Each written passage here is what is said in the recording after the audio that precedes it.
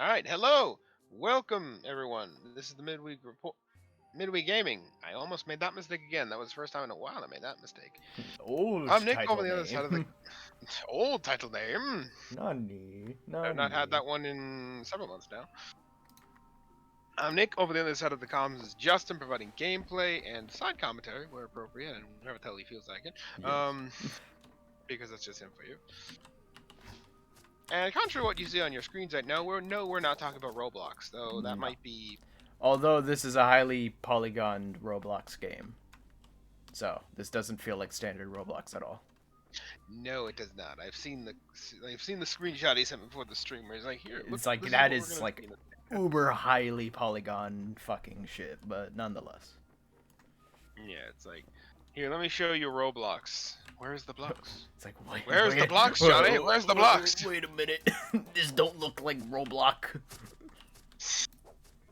Remember that old joke where it's like, my dad works for Roblox. He'll ban your Roblox account. My dad's an admin at Microsoft. He'll ban you. Ban me from what? He'll ban you. What? He'll ban you from what? Nani? He'll ban you from your computer. Basically. Your computer is gonna come up and just be like, no, rejected, refused to power on. Refuse. OS deleted. But Your anyways, OS just deletes. yeah, computer rejects you. God, that OS would beginning actually be delete. fucking. That would just be crazy. Just all of a sudden, you one moment you're fine, you're playing your game, you're doing whatever on your computer, and then all of a sudden, your OS has been deleted. Your services denied. What? Your OS has deemed you unworthy, therefore it has decided to commit seppuku. Just what? Nonetheless, today we are talking Nonetheless, about Genshin Impact. yes, nonetheless, we're talking about other Asian things today, though not Japanese Asian things. We're talking about Chinese things, and that Chinese thing is Genshin Impact. Their So, moneymaker. their moneymaker. In fairness, most things Chinese too are moneymakers, but beside the point. Regardless, so I play Genshin Impact. For those who don't know, I'm actually quite a bit of an avid player. It's a nice little passive MMO I like to participate in. I wouldn't call it passive in the way I play it, but it's up there. I'd say it's like it's up there with like it's my big three now. It's like I got big three: Destiny, Warframe, and Genshin Impact now. And with the way Destiny's going, I kind of have to look for an alternative because reasons. Honestly, the fandom and the community and the sentiment to developers right now has reached an all-time low, which yikes. But anyways, not what we're here to talk about today. We're going to talk about Genshin Impact, and specifically the special program announcement, because them being them, they are very official with how they communicate. There's no "this week at Bungie" shtick or no playful announcer. They'll how do you know it's a special program? They'll say special program announcement. Yep. Very formal, these people. Very Regardless, formal. very formal. But anyways, nonetheless, their announcement does come up with an update to what will come in 4.0. Another year, another location. This will make the, let's see, Inazuma, Sumaru, third location added to the game. At least a large scale location. Because there have been add-ons to the smaller. There have been add-ons to previous like mainstay locations before. Like they've been tacking on pieces to Sumeru, and as they create more like place, they add areas to the map for other regions that act as like connecting points. Apparently, the release of Fontaine, which is the release of the new region, the land of water. I just said that, and all I just got is the Indian what I mean. Help me, I am drowned. Help me, I am under the map. Help me.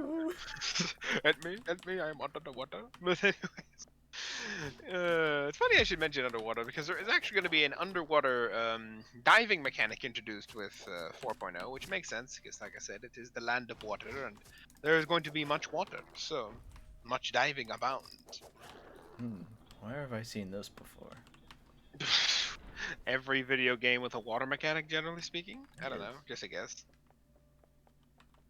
Unless you're, the Assassin's Creed games in which the assassins are somehow completely against the very idea of associating with water, they'll drown instantly. Just, I'm going to drown. Good day.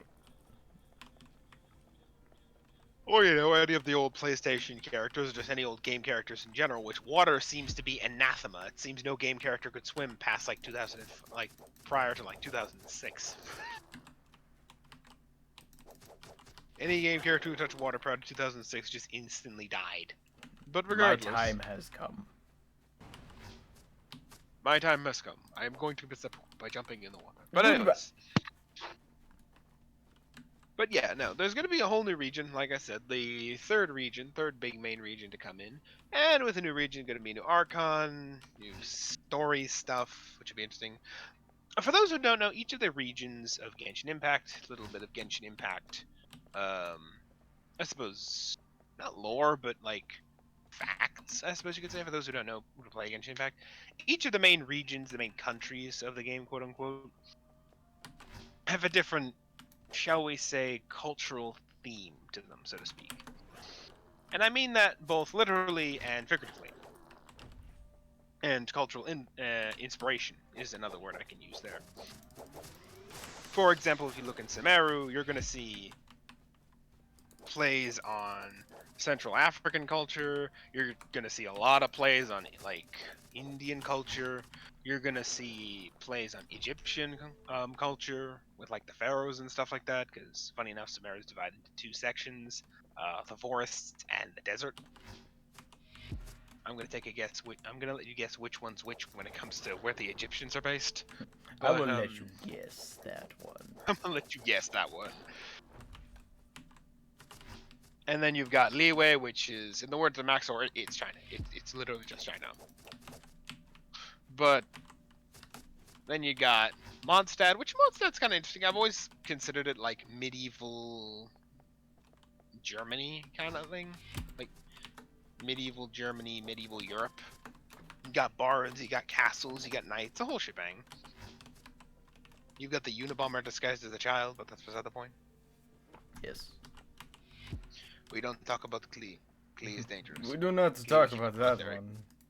We keep her in solitary. But regardless. So yeah, each there, yeah, that broke down quickly. Each region, country in the game has its own, like I said, cultural influences and cultural inspirations. In the case of Fontaine, we're looking at industrial era Europe, as well as 1920s America style aesthetic. So we got opera houses, we got magic shows, we got people in way too much makeup than is humanly justifiable. We've got, clockwork mechanisms, the whole shebang. Mm-hmm.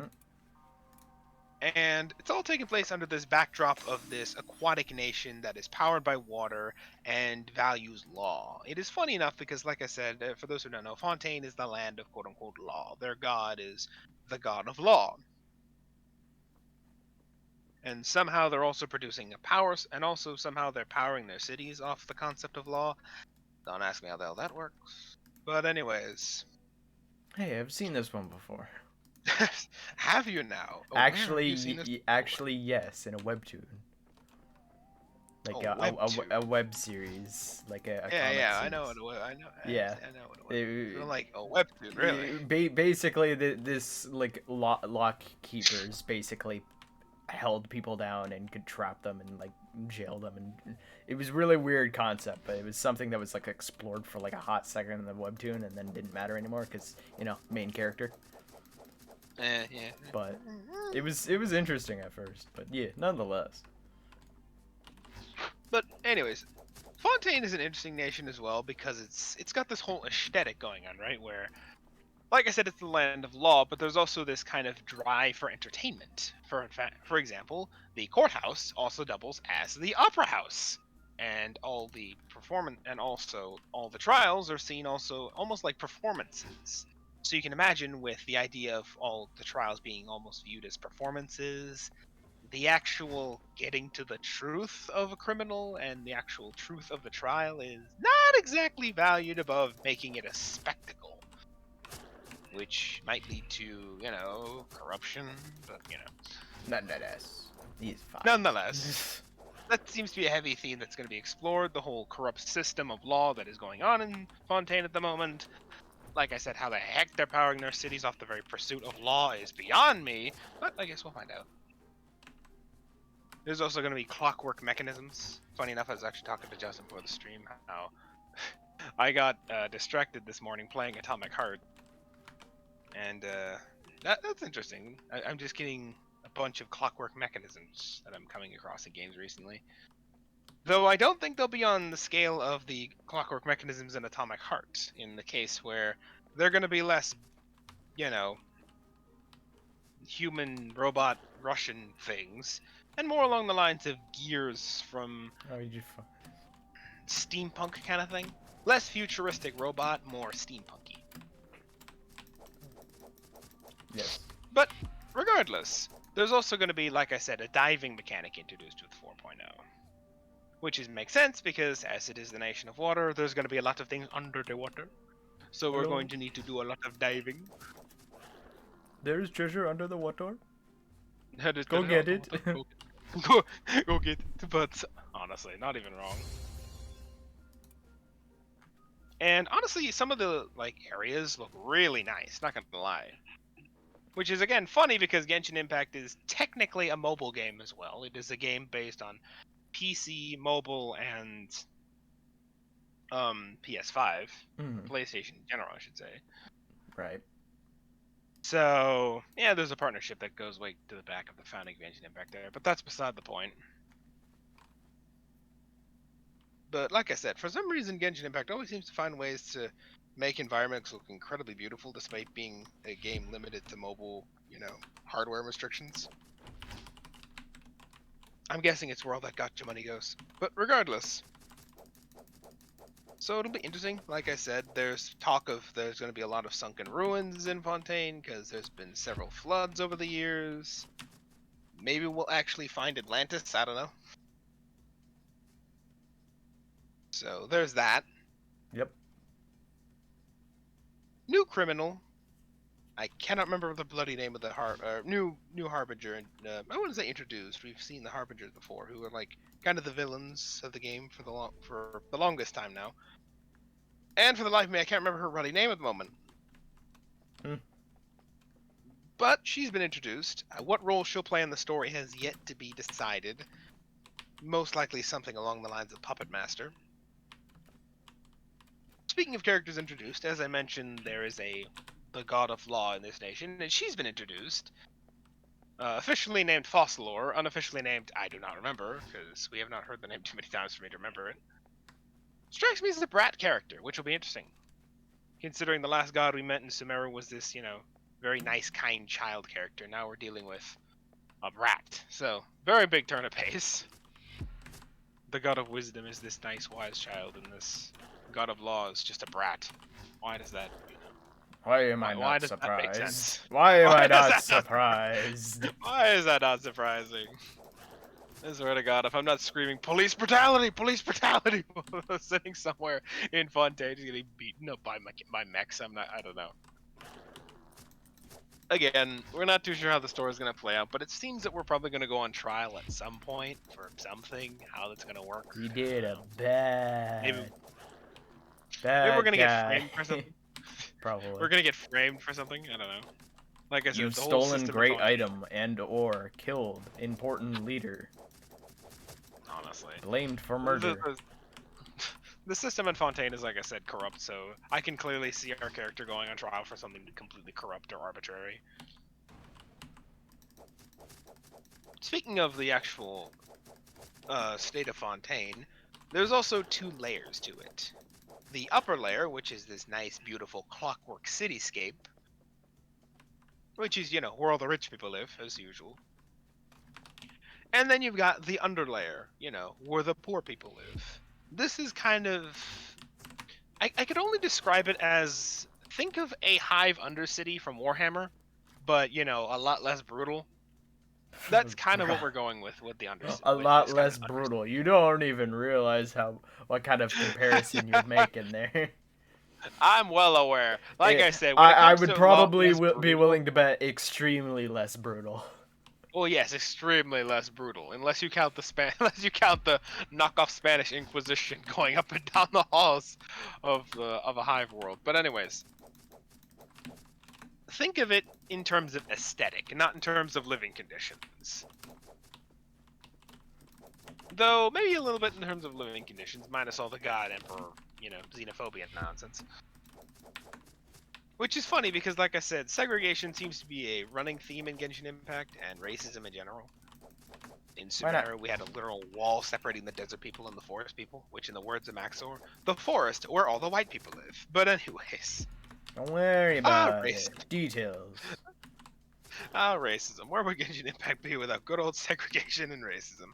Yes. But like I said, in this case, it seems to be less to do with racism and more to do with just we hate the poor, which, this place is inspired, like I said, off the Industrial Revolution in Britain, which that makes so much sense. Just I'll the ask, is this place like the poor. very I'll ask, is this place like very status based off of wealth type of thing? Honestly, that's the thing, right? We honestly don't know too much about this like politics between the two halves of Fontaine. Really, we just know that the lower area is more devoted to the poor. So I don't know. Maybe, maybe not. We don't know how much the rich people despise or do not despise the poor people. We'll see, I guess. All we really know about is the overarching theme. Like I said, each nation has its own like influences, and each nation has its own kind of core values, which are often used as plots in the story. For example, Inazuma's was about eternity, and the Archon in Inazuma, the Raiden Shogun, which, yes, before you wonder why the name sounds like Raiden as in, straight up Raiden Shogun of Japan, it's because Inazuma's influence is Japan. Yes, it's quite literally just Japan Genshin Impact version. But anyways, Nonetheless. nonetheless, the eternity sought by the Raiden Shogun effectively resulted in her turning her country into an isolationist dictatorship, in which she basically tried to freeze her country in time by preventing any form of progress from existing, and we end up fighting in a civil war to try and get rid of that, because, that is not healthy. And she locks herself in her, room, so to speak, in this, plane of Ethemiel? I can't remember the bloody name. I can't remember how to bloody pronounce it, but basically, this plane of her mind, effectively. And she lets a robot version of herself do everything, which is just this emotionless, unfeeling thing. But yeah, no, so that happens. So the kind of effectively themes of the nations generally end up being core points in the story. Like I said, that was eternity. Then in Sumeru we had wisdom, and there was a whole mess involving that. And like I said, in Fontaine it'll be justice, or in this case, the corruption of justice. And the fact that it's all being done for the sake of entertainment and amusement, which, not exactly the pursuit of justice when you're sitting in a court case going, yes, on call, This bring is the next true guy in. justice. This is true justice. Bring in the next sad sap. I mean, victim. Yes. I mean, plaintiff. Don't worry about it. I imagine public executions are a big thing in Fontaine. Just a guess. But anyways. Nah, battle pit only. Battle pit only. Honestly, funny you should mention Battle Pit, by the looks of some of how we're gonna some of the brief snippets of gameplay we've seen, I get the feeling that the trial is gonna be some level of battle arena. I don't know, just a hunch. Yeah, great courtroom. It turned into a freaking gladiatorial pit. But anyways. He's guilty if he dies, but nonetheless. With each new update, of course, with Genshin Impact comes, of course, new characters. Because as I mentioned before, this is a gacha game, and it's a character-based gacha game specifically. So, more characters means more money. More regions means more characters. You get how this goes. It's very simple. In this case, the two big highlight characters are Linny and Lynette, twins who are effectively in the magic business. With Linny, despite the name, it's actually a guy. That happens in Genshin Impact sometimes, where you question exactly the sexuality of characters, but that's beside the point. Is in the magic business, and is this big magician in Fontaine who performs at this big hotel with his sister, Lynette, who is his assistant. She doesn't talk much. Their powers seem interesting. Again, they revolve around this motif of magic and their magic show, so pulling rabbits out of the hat, I guess, and causing the special attack, I guess, is, I don't know, pulling a rabbit out of the hat and it explodes. I don't know. I don't remember too much about the character abilities, truth be told, because that's generally not where I pay attention when it comes to these announcements. But the reason I bring it up is because there will be, of course, 2 free characters introduced with the 4.0 update. Each region seems to come with its share of like freebie characters that they give away. That are well, when they originally did it, they weren't exactly key to the plot. I don't remember the cooking girl. I can't remember her bloody name. It's been a while since I used her. I don't really use her all that often either. Being all that important to the actual Leeway arc. But after that, they introduced characters like Kale, who was very big in the early stages of the Sumerian arc. And of course, in Fontaine, one of the characters they're bringing into the free list is, of course, Lynette, who is going to be, of course, very big in the whole Fontaine arc, being, of course, one of the 2 magic siblings. And there might be something to do with her as to why we get framed. That's just a potential theory. I don't know. Something might go awry and she might potentially not die, but get abducted, I guess, because of something. I don't know. I'm just spitballing here. Of course, the forced banner rotations for the draws of the characters, of course, in 4.0 will be, of course, the siblings. Lynette will be on the banner despite her being given away for free. But it'll be a drop rate boost in case you have her. There's a reason why you would want to regrind for characters you already have, because the more copies you have of that character, the more you can unlock like sects of their like ability trees, which in some cases can really make them very powerful. So there is a reason to grind for characters even if they're given away for free. Linny will also be part of that first banner, and I believe I can't remember the 3rd character. But nonetheless, they'll be a part of the first banner, or the first wave of the banner. So if you're hoping to get the magic siblings, I guess save your wishes now, I suppose. That being said, the second character brought to the banner is Bennett. Funny enough, Bennett is a very good character to have, so it's funny they're going to make him free. I guess it's because he's been a character all the way since the Mondstadt arc, so There's a they fair probably amount wager there. that most people have him by now.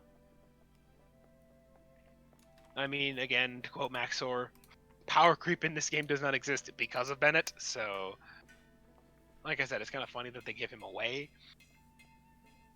But they've done more acts of generosity in the past, so it's not surprising. And like I said, he's been around since the Mondstadt arc, so they probably figured everyone's got him by now. Or most people have him by now, so it's worth giving him away. So yeah, let's see, what have I not covered? I've covered Fontaine, I've covered the whole sunken thing. I've covered the whole fact that there's going to be a diving mechanic. There's going to be also new mechanics that come alongside the diving mechanic as well. Other than the dive mechanic, which are like using different aspects of the Fontaine power grid to like accomplish things. Not entirely sure how that's going to work in practice, but we'll see. See where it goes. I mean, in Sumeru, they introduced a whole Sumerian-wide zipline system, so... Yeah. Or grapple system, I suppose you could say, so... We'll see. Added a bit of verticality to or added quite a bit of verticality to Sumeru, especially its forests, so we'll see. It's kind of funny. They introduced verticality in Sumeru through the use of grappling hooks, allowing you to go very up. Now they introduced diving mechanics, which allow you to go very down. Is this still considered adding verticality, you think? Yes. I don't know. It's just You are going down, changing the Y value of your character's position. If the Y changes, then technically it's adding verticality. It's Even just if not generally the upwards verticality, so don't worry about it. It's not upwards, yeah, basically just not going up. like I said, I'm gonna be really interested to see the kind of screenshots that come out of Fontaine, especially its underwater scenes, which look very nice. There's actually a third member of the siblings that will be in the second rotation of the banner, whose name I cannot remember because it is very complicated. Yes. Sorry, I cannot remember a lot of names right now. I did not get much sleep. But anyways, the third sibling, despite the contrary, is not in the magic act business, unlike his two other siblings. He is actually in the diving business, and so maybe he'll come in at some point of the story when we have to gain the power to go diving. I don't know. I imagine he most definitely will appear at some point, though. So we will see. It's also been theorized the potential location of Fontaine. We have two areas that generally are in proximity to Fontaine. It's supposedly north of Sumeru and northwest of Liyue. So there's actually a pretty decent outline in which it'll probably fall into. So we'll see if that's actually true, I suppose. And there's See actually where going to it be a new goes, village. yes. We will see. There's actually a new village that they plan to release in Liyue alongside Fontaine, which is going to be like the connecting village going into Fontaine, and that links it with Fontaine.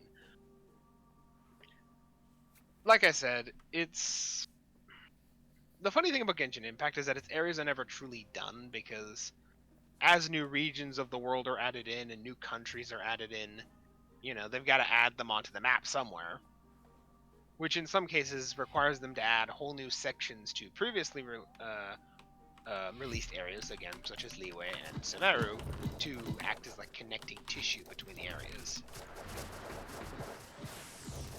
Yeah. We will see. See where it goes. We'll see where that goes. Maybe they'll come with new quests, though I won't hold my breath on that one. I'm not too sure, though. Funny enough, we're also going to have like a train system, apparently, in Fontaine, manned by what I can effectively describe as squid people, I think. Some people call them furry, but I mean, they live underwater, so I'm just going to call them squid people, despite the fact they don't look like squids. Actually, correction. We're going to call them the fish people. Yeah, that's right. Kind of like, it seems that Genshin is continuing this trend with introducing, like, I don't want to say helper species, but like demi-human species that seem to exist alongside parallel to the story. I say this because in Fontaine we had effectively the mushroom people, for lack of a better term, the Aranara, in the forests of Sumeru. And they've got like one heck of a quest involving their people. There's like a whole side quest you can do just related to them, and it branches off into like this massive 7-8 like side story quests. Damn. And that's just the main quest with them. There's like a whole other bunch of side quests. There's a whole bunch of fancy little stuff going on with them then.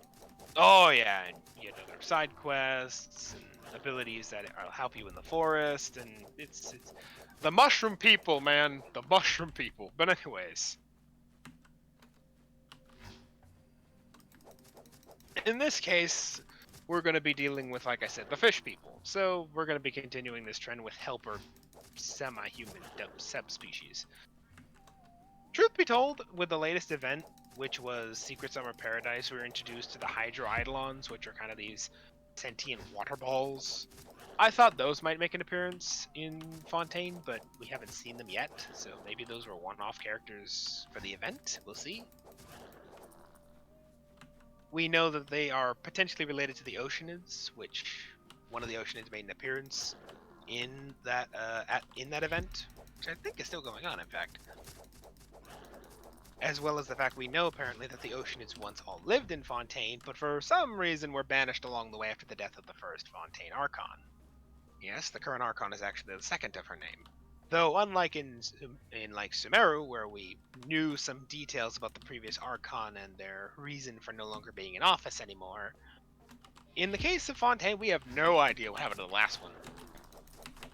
We just know that there was one at some point, and now there isn't. Now they've been replaced by the Brat Child. The brat. I do not remember her name, so I shall forever refer to her throughout the rest of this stream as the Brat Child. But regardless, That one. that one. But anyways, so maybe throughout the story we'll probably hear about why they got banished. Maybe that'll be a plot point. I don't know. Maybe we'll find some way to bring some of them back. I don't know. Just a guess. Yep. But anyways, I brought up the fish people before because again I can't remember their names. I'm sorry. I only saw the like hour-long program once. I only saw the hour-long program I think like once. He's just trying to recall it all. Yeah, so I can't remember. So I can't recall it all. But anyways, they also have like some kind of town, presumably under the water, from what we've seen of the few clips of their little town thing. So we'll probably have to go diving to find their town, unlike the R&R, which you just kind of wander deep into the forest to find. So maybe we'll get some oceanic-based quests revolving around them. Maybe they'll help us increase our dive meter. I don't know. Maybe they'll help us find Atlantis. I don't know. Maybe. There's a lot of undersea ruins in Fontaine, so I don't know. Maybe we'll find Atlantis. Funny enough, the story behind Fontaine is that apparently, like I said, there were old sections of Fontaine that have now flooded, and there's apparently this prophecy of great doom that the Fontaine Archon, that everything will flood, and the Fontaine Archon and Archon of Fontaine will be the last one standing. So, yeah, that'll all definitely play into the story as well at some point. So, I don't know. Like I said, maybe they'll help us find Atlantis. But anyways, they also can be seen up in the overworld, however, because there's this whole train network that connects Fontaine. And I think there's like 3 rails, I believe. And each one of them has this, like, effectively conductor, which acts as a glorified tour guide. That'll be kind of interesting. We don't really have any vehicles of transportation in Genshin Impact, so having an actual working train line will be nice. It'll change things up a little, I guess. But again, we'll have to see how it performs. It might be quicker just to teleport there, which I assume most people will probably do. Funny enough, there's also going to be a teleportation waypoint, I believe, under the sea somewhere, so maybe that'll be in their village, the fish people village. Perhaps. Or maybe it'll just be there as a quick way to get around the water, because the oceans of Fontaine are vast, or at least the sunken portions are, so don't expect it to be like just the whole diving mechanic is for like one lake in the middle of town. There is quite a lot to dive for. Let's see now. Let me do my recap now. I've covered the ocean. I've covered the oceanids. I've covered the story somewhat. I've covered the fish people. No point in covering the weapons, because there's always going to be new weapons that come along. Covered the characters coming with Fontaine. I've covered the freebie characters. I think I've covered most of it. Anyways, what do you think, Justin? I assume you haven't watched the whole program yourself, if any at all. So, what do you think of all this information? I've watched a good amount of it, and I think, yeah, no, that's... I'm surprised. I'm surprised. Honestly, I didn't expect to watch it, legit. But yeah, no, I think it's a good avenue to go down, because they haven't really done anything with that with Genshin. Like, they haven't really explored that kind of gameplay of, you know, let me just dive into the ocean real quick. Like, a lot of people have been doing that as of lately, but it's a good avenue to go down, because that does open up the possibilities for like different story avenues that you could go for. That's the thing, right? Again, I keep jokingly bringing up Atlantis because technically, if you watch the Maxor's video about Genshin Impact, he kind of brings up Enkanamiya, which is another like area tacked onto Inazuma, and that is technically a lost civilization that was tacked in underneath one of the islands of Inazuma, which is this whole area that's got this whole shtick. And it's basically Atlantis because it's this underwater civilization, or in-cave civilization, that's technically under the water, so closest thing we've got so far. maybe now that we have an actual diving mechanic and this whole shtick of lost ruins under the water and some pretty nice looking lost ruins, not gonna lie, maybe we'll actually get legitimate Atlantis. That would be nice. Yeah, we'll see. Each about area, that. like, yeah, honestly, we'll see. And each area brings its own, like I said, stuff to the table. Like I said, they introduced a whole grappling mechanic to add verticality in Sumeru. They introduced the whole puzzle lightning mechanic into Inazuma, which that, as far as I can tell, only really tick people off. So, don't get me wrong, I'm very happy to be rid of the puzzles of Inazuma when it comes to the lightning puzzles. Some of them were decent, don't get me wrong, but some of them were just bloody annoying. And I generally don't mind puzzles, but regardless. We will see. We will see. And will this diving mechanic make its debut outside of Fontaine? Because here's the thing, right? When it comes to the whole forest, semi-desert wide grappling system in Sumeru, that's very much contained to Sumeru, and it's kind of yada yada away because Dendro, Archon, God Magic. So it cannot really go beyond, Sumeru, which makes sense. But in the case of Fontaine, it's not having to do with hydro magic, the magic of the Archon of the area, so to speak. It's much more to do with technology and the fact that they have created some kind of diving suit, helmet technology thing. So this does open up the possibility of adding other diving areas outside of Fontaine. That would be certainly interesting. That'd be some interesting stuff to see where they'll go with it. Yeah, it's like yes, new mechanic. Yes, yes. Honestly, there's not really much. I suppose. Well, here's the thing, right? There's so far in the map of Tivat, there's not really much to do when it comes to the way of water. I once heard that Genshin Impact was planned out for the first 9 years of its existence, which is enough to cover each one of the 7 nations and like a bit extra. So far they've managed to keep away from any water-based areas. Like, there are lakes in Yan so far, but you can swim in them for the most part, but there's no need to go diving, so to speak.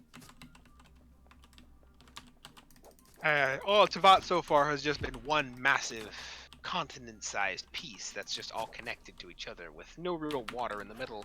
And like I said, unless you count Inazuma, which is an island-bound nation, so I'm just gonna tack off Inazuma for a second because it's kind of the exception here. But even then, they've like added a boat, for the god's sake, at some point in the game's history to help you get across the water.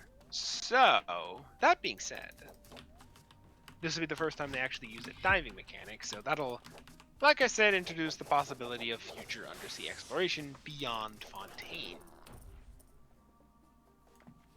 Not that I see much of a use for it in the upcoming nations, because the only 2 nations we have left outside of Fontaine are Atlan, I believe it's Atlan, which is, by the sounds of it and the sounds of the Archon and the like bits and pieces we have so far, is probably going to take its inspiration from South American Mayan Incan culture.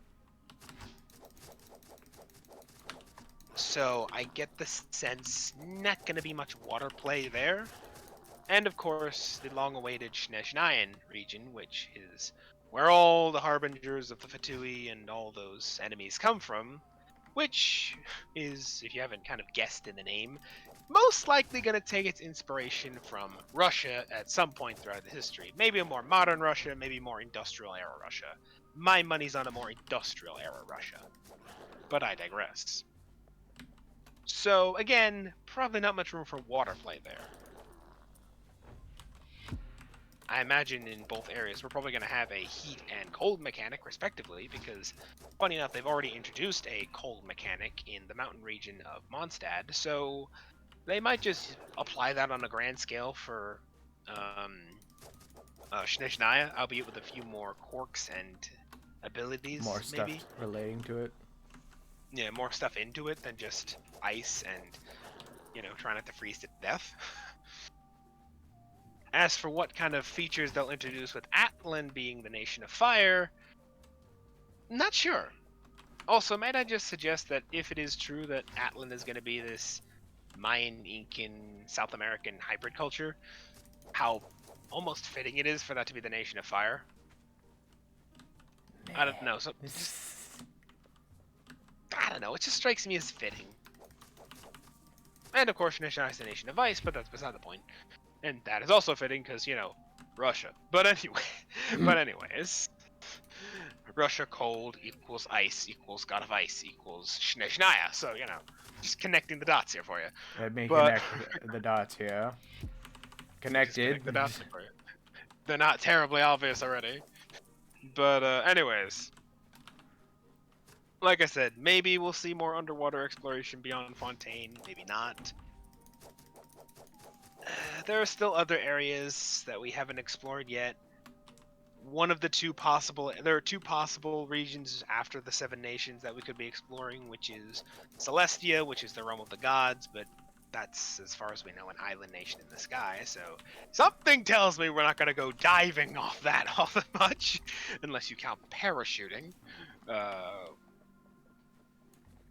And Conria, the ancient civilization, which we're not entirely sure where is in relation to the world.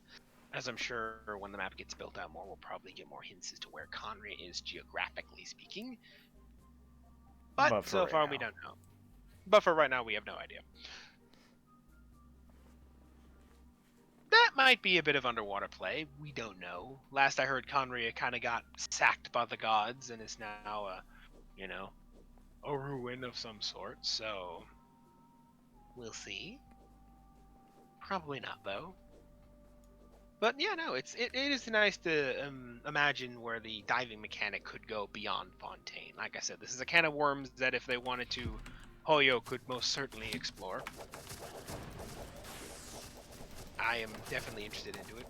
I mean, if you've watched some videos, you already see that there are glitches to get under the water in the harbor of Liyue and basically walk all the way to Inazuma, so, having a diving mechanic might just get rid of the possibility of having to glitch through there. Though I doubt they're going to introduce a whole new underwater section, though. Like I said, there is a massive stretch of water between Inazuma and Liyue, so who knows? Maybe they'll introduce an entire underwater civilization. That would be kind of fun, actually. We'll see. We'll see. But anyways, that kind of wraps up everything I can talk about for the most part.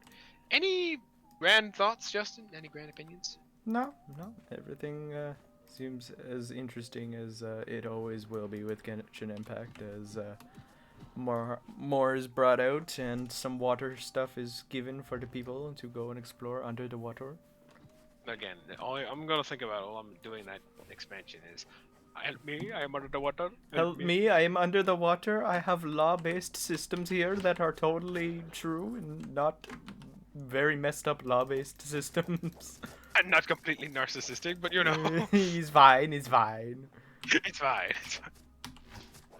Like I said, I'm just gonna find some point at throughout the course of Fontaine to just have like one of the city guards, because apparently the mech contraptions you find throughout the land of Fontaine are like used to basically act as guards for the city.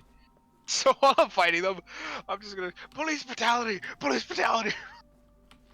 But anyways, we'll see. I'll find some way to entertain myself. I will find something. Do not worry. Something.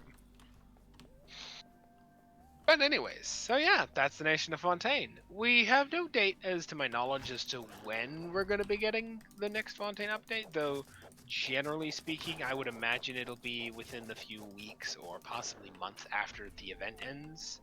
That is the most recently going on right now. Yeah, probably whenever the most recent stuff is about to end or ending, that'll probably be when you get your stuff.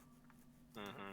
They usually always have some level of side events going on in Genshin Impact, where you can get, Primo Gems, which can get you wishes, which can get you characters, which slot machine, which I have never played before. No, sir, never. No, I have no, never no, put money in no. this game. Why would Ever. we do that? No, sir.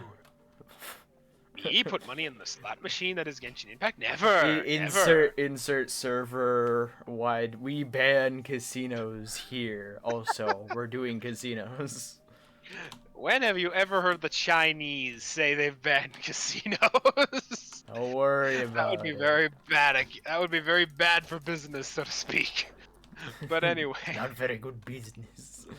not very good business.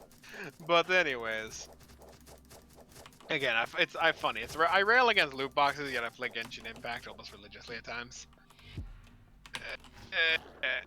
I think it's because I've never actually seen Genshin Impact stuff as loot boxes. Don't get me wrong, it is a glorified casino at times, and it can be predatory at times, like all gacha games are. It's just the nature of gacha games. Though I find it, by and large, less predatory. Again, in the words of Max Orr, It's maybe not it's for Skip- too crazy, but it's got the hallmarks of the same stuff as almost any other gacha game. It's Oh yeah, just- it's definitely got the hallmarks. yeah. It's not too crazy and too bad, because Yeah. it very well could be worse. It could be worse. Trust me. I play Fate, Order. I play Fate. Fate Grand Order. I play Fate Grand Order on mobile. Trust me, that is a cut and dry gotcha, full of the predatory microtransactions and everything.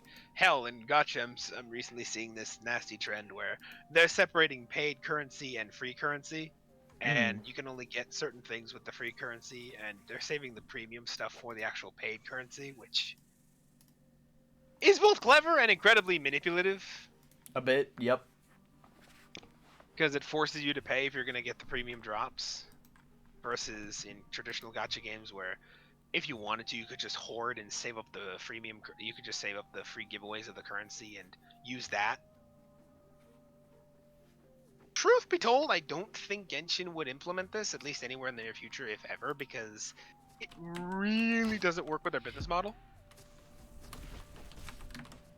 Because here's the thing, right? The big draw with these events is all the primo gems that are sometimes given away with these events. For example, again, in the words of Maxor, Chinese New Year often makes the most money, so to speak. And having these kind of things separated would kind of make the system more complicated than it needs to be. Like right now, there is a form of effectively laundering money in the game, if you want to call it that, where you can buy a very specific currency, and I can't remember what the bloody hell they're called, because again, I rarely use them. I put money in the machine, but I rarely do it, unless I'm really grinding for a character, which I'm currently doing. But regardless of it, this currency, which you can buy in MiHoYo games, is generally by itself completely worthless. You can't buy or do anything with it. What you can do is convert that into in-game premium currency, so effectively laundering money in a way. And that you can do a bunch of stuff with. In the case of Genshin Impact, it is Primo Gems. And like I said, Primo Gems can be given away, found in daily quests. You can find Primo Gems all over the place if you really know where to look. Might not a lot of them, and if you go into events, like I said, they usually run events back to back with all kind of stuff, so there's that. They make money. So like I said, it just wouldn't make sense. It's more incentive, I would say, to just keep the system as is, for them at least. But it is worth knowing that seems to be a new trend in the gacha industry with this premium, freemium differentiation. Not sure how long that's been a thing. Like I said, I know it's in Fate Grand Order, and that game's been around for a while, so who knows? Maybe they might have started the trend and it just kind of picked up from there. Probably, by the sounds of it, probably. But like I said, and when 4.0 launches, there will be 2 specific events as well, 2 specific small events. Those will be related, one of them to diving. We'll be using that for some underwater exploration. Another one seems to be more along the lines of mechanical clockwork repair. That'll be interesting. Generally how it goes in Genshin Impact is that they'll have what you would call big events and small events. Small events generally don't have any voice acting to them, if any at all. and they just kind of pop up in the world for random reasons, doing random things. Like, for example, in Sumeru there was beetle cockfighting, but regardless, Nani? I am not even kidding you. And then in Inazuma there was the fight tournament, though I didn't play that one, so I'm not sure if that was a big event or a small one. And then you've got the big events. The big events often revolve around key characters in the story. So actual characters you can grind for example, might come back into the narrative. The most recent big event outside of the Summertime Wishes one, which I actually kind of wish I got involved in, was of course the massive card game tournament, which introduced a new character for Fontaine. Funny enough, they generally do this when it comes to big events. They'll have big events kind of going out throughout the world. And then when a new region approaches, they'll have like two big events or one big event that'll kind of introduce like themes or characters that might appear in the next region. For example, before Sumeru's release, there was a whole event that hinted towards Nahida's involvement, and she actually got involved in that event as a kind of voice over the wire, so to speak. And she's the god of knowledge, so obviously she played a big role in Sumeru's story quests. And then in the most recent ones, you've got one character who will straight up appear in Fontaine. I think her name is Charlotte. She is a reporter, and she was reporting on the whole card game tournament event, which, again, I wish I got involved in. There was actually some pretty cool loot that I didn't get out of that event, but oh well. Whatever. Nonetheless. Nonetheless, whole new sword blueprint I could have gotten, but whatever. Nah. And then the most recent event, which again is Secret Summertime Paradise, introduces a character whose name I also can't really remember. Nani? Irina. Disservice. Disservice. Honestly, Irina, I believe her name is. Yeah, I believe it's Irina. And she is this kind of like keeper of this world in a bottle, and it later turns out that she's in fact one of the Oceanids in disguise. And that's when you kind of learn the fact that apparently the Oceanids were, for some reason throughout history, banished from Fontaine for reasons related to the previous Archon, possibly? Or the death of the previous Archon, possibly? Which is interesting, because we finally get some Oceanid lore. We know that there is one Oceanid in Liyue, which acts as a kind of boss character, which you can kind of repeatedly kill for resources. It's funny because the bosses in Genshin Impact are kind of interesting, because some bosses that are just kind of random major critters that you can find out in the world do actually, quote-unquote, die when you kill them. Whereas other characters that kind of have a bit more of a story impact and potentially a farther-reaching lore don't die, per se. Like, they might just retreat when you beat them, or they might just concede. For example, the wolf in Mondstadt, in Wolvendom, you challenge him, and you never truly kill him, because technically he's already dead, you're just fighting his spirit.